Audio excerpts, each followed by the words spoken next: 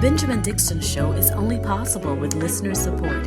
Go to www.thebenjamindixonshow.com to register for our blog and join the Progressive Army.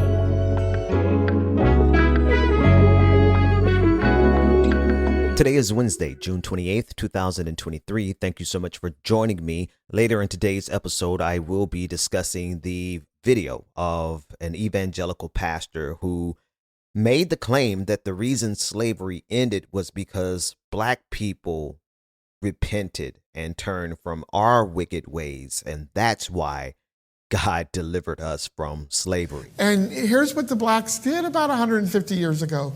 They humbled themselves. They prayed. They sought God's face and they turned from their wicked ways, and God made slavery illegal through several white presidents, right?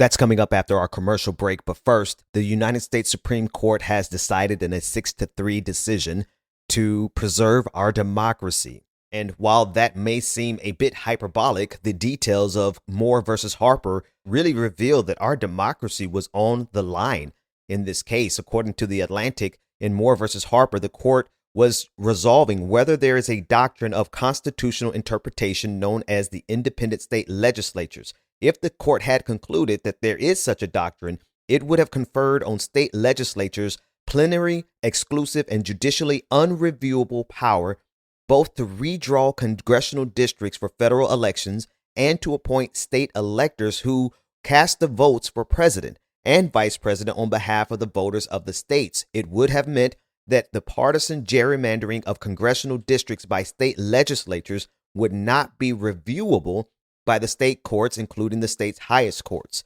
This would have given state legislatures the ability to override the will of the people, not only through their gerrymandering efforts, but directly when it came time for state legislatures to cast their electoral votes for president vis-a-vis the Electoral College. Here are a few more details about this particular case and why it was so important. But also keep in mind there were 3 justices, Alito, Gorsuch, and Clarence Thomas, who dissented from the majority, essentially saying that they wanted to empower states to have the ability to override the will of the people. It's important to keep that in mind because it's possible. It is very possible that a similar case will come forward in the future. And this was by far one of the most direct threats to our democracy because of the power of the Supreme Court and their decisions having the effect of law. Listen to Robert Reich, who was the former labor secretary underneath Bill Clinton, as he explains. Republicans have a scheme that could remove American voters from the process of selecting their next president. You heard that right. A case headed to the Supreme Court could let Republican-controlled state legislatures overrule the will of the people and pick the next president of the United States without you. This all hinges on a radical idea called the independent state legislature theory. It's at the heart of a case the Supreme Court will decide called Moore versus Harper. The decision in this case could give state legislatures the power to disregard the popular vote and substitute their own slate of electors, pledged to whomever they wish. We've already had a preview of what this could mean for our democracy. The independent state legislature theory underpinned a major legal strategy in Trump's attempted coup. Just look at one thing. The legislatures of the states did not approve all of the things that were done for those elections. And under the Constitution of the United States, they have to do that. Trump was wrong, of course, but the current Supreme Court could make him right. And thankfully, with the assistance of Chief Justice John Roberts and even Brett Kavanaugh, the majority sided against this decision, this theory of independent state legislatures. But I really want people to understand that when we say we're fighting for our democracy, we are fighting at every single level, whether it be at the school board level, on the local level, where we see activism from organizations like Moms for Liberty overthrowing school boards on behalf of a radical conservative agenda. If we're talking about at the city council level, whether we're talking about the organizing that these Republicans are doing, these conservatives are doing at state levels. And not only in the federal level in terms of elections, but the Supreme Court. The conservative movement not only has actual foot soldiers, fascists who are in the streets causing chaos and committing acts of violence, but they also have a judicial strategy to affect the entire nation in one fell swoop.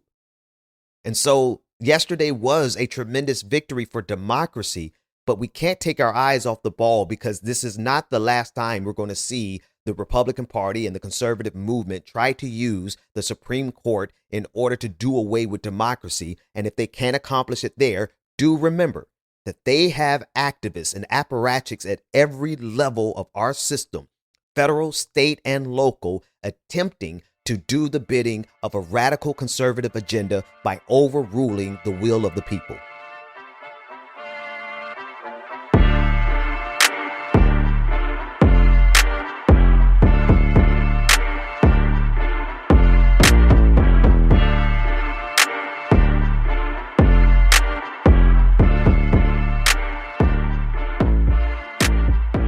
This next story takes us down to Jackson, Mississippi, Rankin County to be specific, an area I'm very familiar with, where two black men, Michael Corey Jenkins and Eddie Terrell Parker, have accused Rankin County Sheriff's Department deputies of bursting into a home without a warrant and assaulting them. Now, trigger warning, this story has some very difficult details to listen to. According to the two men, they were sexually assaulted through a 90-minute period of abuse, and it culminated with one of the men being shot in the mouth. Now, as of yesterday, 5 Rankin County Sheriff deputies have either resigned or have been fired because of this incident. Jenkins, one of the victims, said that one of the deputies shoved a gun in his mouth and then fired the weapon, leaving him with serious injuries to his face, tongue, and jaw. This is according to the Associated Press. And of course, the Justice Department has opened a civil rights investigation into the entire department after that particular episode. Now, the officers have either resigned or been fired, but they have not been identified, number one, and they have not been charged, number two, which at this point, it's almost like cops can get away with anything, particularly if it's left up, if the investigations are left up to the Mississippi Bureau of Investigations, who I'm familiar with because of my time I spent in Mississippi last year helping with the Jaheim McMillan case, trying to get justice for the 15-year-old boy who was shot and killed in Gulfport, Mississippi by police deputies there. There is something happening in the state of Mississippi, and don't get me wrong, there is violence that is happening towards black people all over this country, being committed by police officers and being committed by just white people who are able to get away with murder because of laws like Stand Your Ground. You know, it's going on all over the country. But when I had time to spend in Mississippi, in Gulfport, I was informed and finally came to the knowledge of just how insidious and how highly concentrated the violence towards black people is in that state. In particular, the cases that are coming out of that state, for example, again, trigger warning, the case of Rasheem Carter, who was being chased down by a group of white men. He went to the sheriff's department to try to get assistance, and they would not assist him. Later on, he was found dead, body parts at 4 different locations. That happened in Mississippi. And that's just like, so far, we're just discussing 3 stories out of hundreds of stories that come out of that state in particular. Now, I'm very familiar with Mississippi, spent a lot of time growing up there. I'm familiar with the Brookhaven, Mississippi area where the FedEx driver, DeMontario Gibson, was shot at by 2 white men who hunted him down while he was simply trying to deliver packages. Right. And this is just a handful of cases that I'm calling out from memory in the middle of hundreds of cases in that state, whether it be police officers or whether it be just random white citizens. There is something happening in Mississippi specifically that is far worse than what I've seen in any of the other states that I've been covering these stories. There's something going on in that state. And in this particular case in Rankin County, we are now having to deal with a case that is so egregious that the officers at least have been fired or they have resigned. But is there going to be justice? We have seen so many times across the country when officers resign, they're able to go to another district or another precinct and get another job and just carry on their activities at another location. But we have seen time and time again, not only in the state of Mississippi, but we have seen police officers be protected by a system that no more wants to hold police officers accountable than every example that I have given you of the United States of America not wanting to hold presidents accountable. There is a lack of accountability because if we ever actually start holding police officers accountable at the level of their crimes, then that will fracture the system. And I'm very familiar with the Rankin area. I attended the Northwest Rankin Attendance Center, which was the K through 12 high school or facility for all grades back, it was about 30 years ago. So I'm not even sure that place is still standing. I'm very familiar with that area, and our family is very familiar with the racism that exists in the state of Mississippi. But it is absolutely been amplified and magnified. And don't take my words the wrong way. It's not as though Mississippi was ever a panacea, right? Clearly not. But we are certainly living in a period of backlash towards all of the progress that has been made in the 20th century. We are living in a renaissance of white supremacy. These murders, these attacks, the assaults, they all have the hallmarks and the trademarks of lynchings. They are lynchings. Right? Rasheem Carter was lynched. These two young men in Rankin County, this was an attempted lynching. They put a gun in this man's mouth and shot him. They sexually assaulted the two men over an hour and a half, a 90-minute period. And these officers have not been charged yet. Something insidious is down in Mississippi. Go to www.patreon.com/The BPD Show and get twice the content and unfiltered interviews without any of the commercial interruptions. Welcome back to The Benjamin Dixon Show. Visit us online at thebenjamindixonshow.com. Welcome back.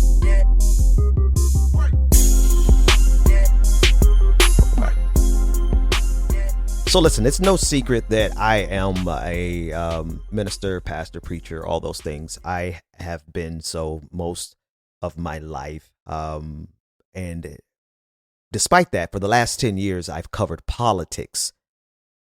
But this year in particular, I have had to cover more examples of religious bigotry than in all of my years of doing this, because there is an all-out war being waged on our LGBTQIA brothers and sisters and non-gender conforming individuals. And that war has escalated to preachers, evangelical preachers, literally calling for the public execution of individuals because they're gay. And I also find myself in an interesting space because of the juxtaposition of my fight for justice on behalf of Black people as I continue to fight on behalf of justice for the LGBTQIA community. And what I have found is there's quite a few people who insist that we separate or sever the connection between Black people and the LGBTQIA community, because they want us to fight for justice for Black people, but there's some Black people who don't want us to fight for justice for the LGBTQIA community.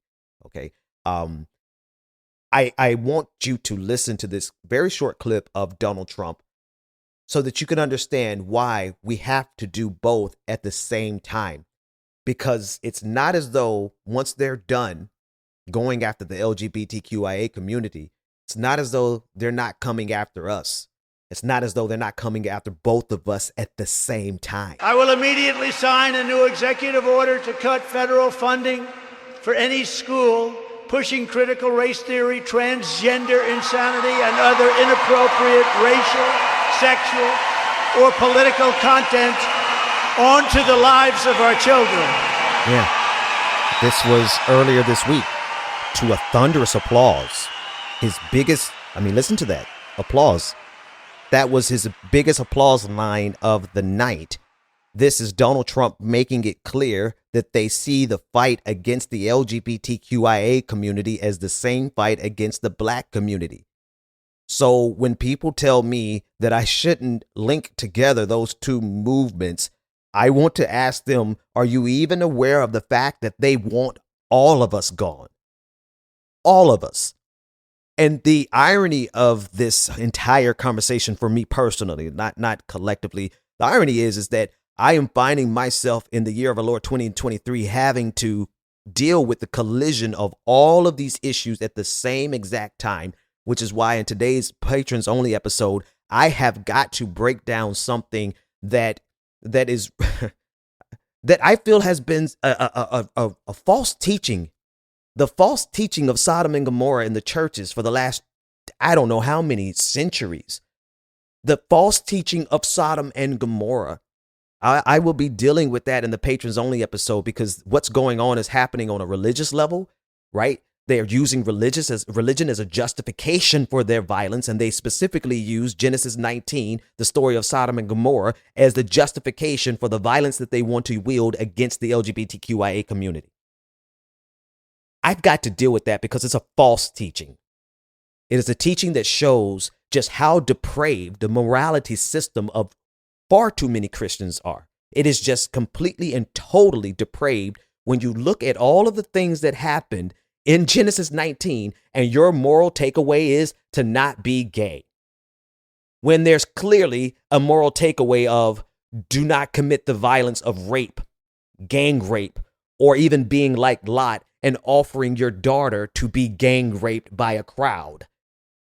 Out of all the morality that you could pull out of that story. Anyway, I'll deal with that in the Patrons Only episode.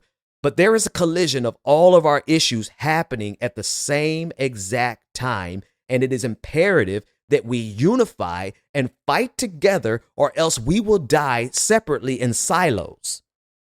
Now, here's a clip of the evangelical pastor. His name is Mike Keller. He is the father-in-law of Josh Duggar. He is the evangelical former TV star, had an entire empire over on TLC. He's in jail right now for possession of child pornography. This is what his father-in-law had to say about the liberation of black people. 150 years ago, or 200 years ago, when the blacks were slaves, did they ever go to Washington, D.C. and have a rally 200 years ago to protest against slavery? Did they? No. What did they do? Well, a lot of good people in the plantations would say, hey, it's wintertime. Let us help build a church for you, dear folks. And they loved them and taught them how to read so they can read the Bible. And here's what the blacks did about 150 years ago. They humbled themselves. They prayed. They sought God's face and they turned from their wicked ways. And God made slavery illegal through several white presidents, right? It worked, didn't it? They didn't protest. Yeah. I'm going to keep my calm and just address this head on from his own scriptural reference. He's using the book of 2 Chronicles 7:14, which states, if my people, which are called by my name, shall humble themselves and pray and seek my face and turn from their wicked ways, then will I hear from heaven and heal the land. Which is to suggest that this guy, this preacher, Mike Keller, which is, I mean, this is not breaking news, right? We have seen historically how the Bible has been used for justifying slavery, Jim Crow, and now it's being used as justification to kill members of the eradicate, as Michael Knowles said, the transgender community and the broader LGBTQIA community. He's using this scripture, laying the blame of the wickedness of the reason why black people were in slavery, laying it at the feet of black people and saying that we were enslaved because we were wicked and that we had to turn from our wicked ways. Never mind the fact that we did not get free from slavery until we killed about 300,000 Confederates in the Civil War. It took bloodshed because of just how deeply wicked the Confederates were, how deeply wicked the United States of America was. allowing for the cruelest form of slavery ever known on this planet. There is no other system of slavery that was as insidious and cruel as chattel slavery as committed here in the United States of America, as created here in the United States of America. But it was black folks who had to turn from our wicked ways. See, it is incumbent upon us who know better, right? Not you who you don't want anything to do with religion that's got nothing to do with you. Fine, good. Stay on the sidelines. This is not a fight for you, except for maybe, you should learn some of these rebuttals because we need everybody fighting. We need to fight against this religious theologies, these various theologies rather, that are being used to harm individuals. The cruelty of the interpretation of that scripture, which should have been applied to the United States of America because of its wicked ways. The land that needed to be healed, the people that needed to be healed, the evil that needed to be fixed was the evil committed by white supremacists in this country. Imagine standing in a pulpit and preaching to your audience. And this is what happens on too many occasions, which is why I'm confronting this head on, not only from a political perspective, not only from a humanist perspective, but from a Christian perspective. The sheer evil of standing in your pulpit and saying that enslaved people needed to repent, not slave owners. Do you see the sheer twisted ideology, the twisted morality that's there? This is what's being preached on a regular basis in some of these white evangelical churches. So I need people to see that the same people who are coming after the LGBTQIA community, utilizing false doctrines, utilizing just the cruelest and most ridiculous interpretations of every scripture they can find, they're the same people who are coming after the black community. So when I say that we need to join hands in hand, in solidarity, despite what we believe, despite our differences, it's because we have a shared enemy in white Christian nationalism. Christian nationalism. They are coming after us all.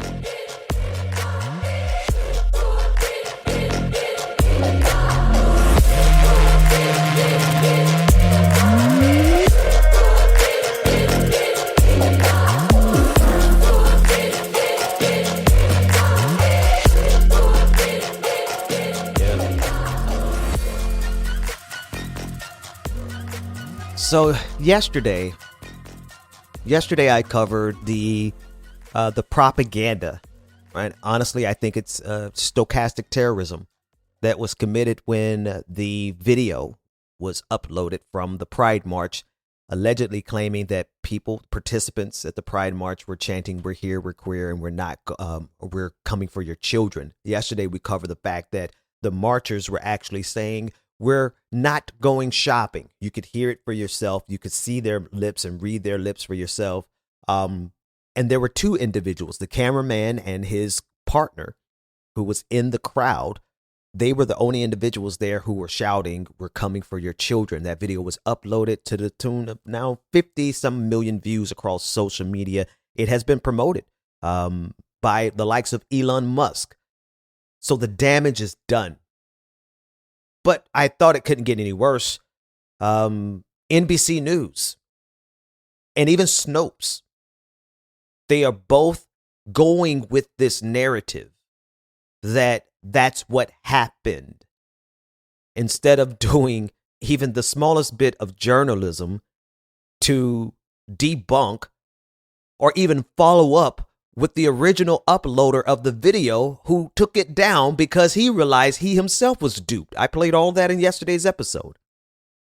NBC News put out an article yesterday. They've changed the headline since, but the article itself, written by Tyler Kincaid, suggests that the quote, "We're here, we're queer, and we're coming for your children," is a long time chant, a long term. It's just something that the LGBTQIA community has been chanting for a long time, and they say it in jest. They say it because they do it to poke fun at I guess people who are afraid of them. here's a problem with that article, and I actually tweeted the author very directly this morning on Twitter asking if he could provide the sources for one paragraph in particular that doesn't have any source. It just says the following, quote, "The Coming for Your Children chant has been used for years at pride events, according to longtime march attendees and gay rights activists who said it's one of many provocative expressions used to regain control of slurs against LGBTQ people. And in this case, they said, right-wing activists are jumping on a single video to weaponize an out-of-context remark to further stigmatize the queer community." Here's the problem with that paragraph. It's not what happened. Number one. Number two, where are these activists? Where are their names? Where are the source? Are they anonymous sources? Who are they? Because as far as I can tell from every member of the LGBTQIA community that I've run into on this particular issue across various social media platforms to the tunes of thousands of people, they have never heard this chant ever before.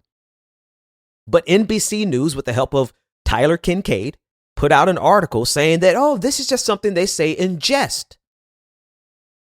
What bothers me about this is that it's seeding truth.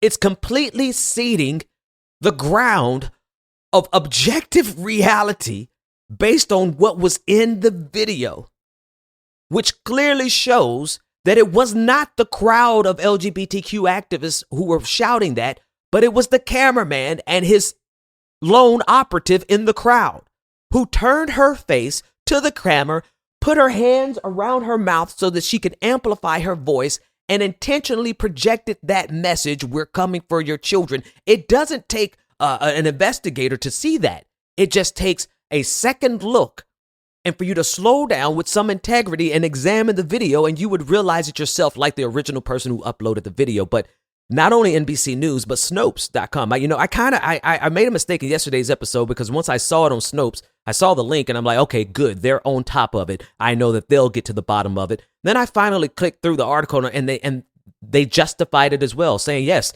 this is what was said in the video. They played the same videos on their article in Snopes.com that I played on the show yesterday. And they said, well, it wasn't everybody in the crowd, but yes, this is what was said. Does nobody do any amount of investigative journalism anymore?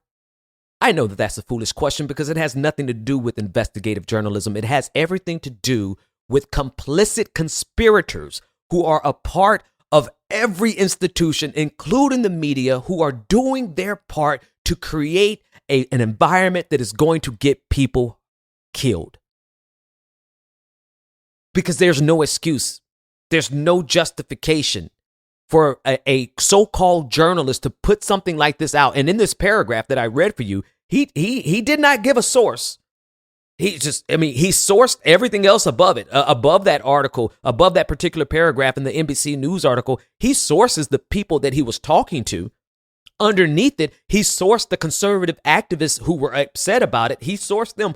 But the key paragraph that suggests that this is a long-standing chant, he didn't source it.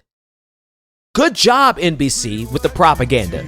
Let me digress before I throw something.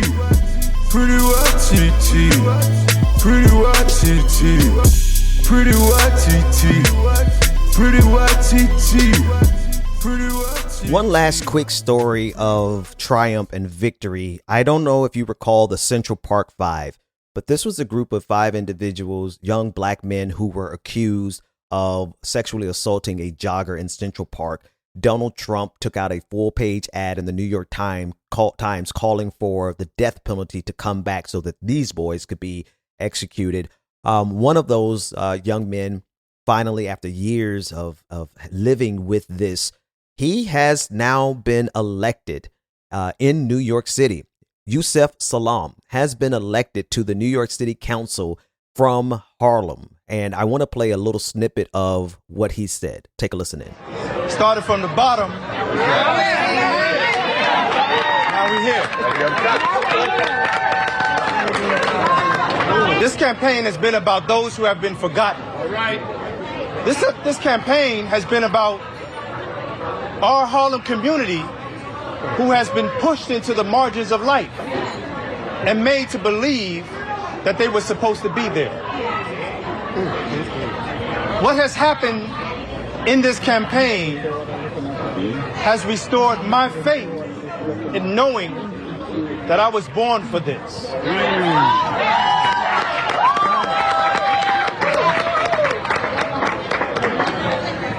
Every single thing that happens to you happens for you. Right. Having to be kidnapped from my home as a 15-year-old child, to be lodged in the belly of the beast.